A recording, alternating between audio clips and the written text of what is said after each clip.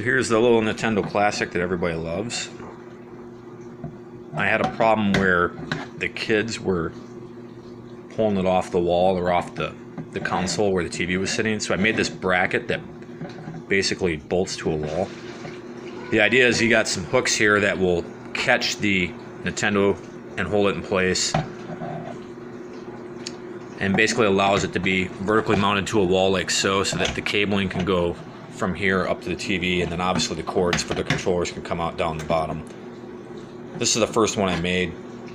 It's a little bit undersized, but I've tweaked the next one, just giving everybody an idea of what's kind of going on with it.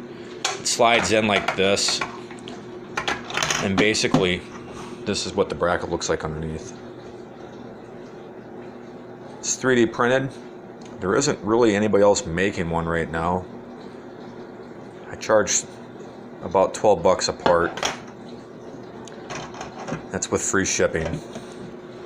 But should give you an idea, and it's good for situations where you want to blind mount it behind a TV. You don't necessarily want to have the console exposed, or you just don't want it laying out where somebody can trip over it and pull it off the desk or whatever it is you got going on.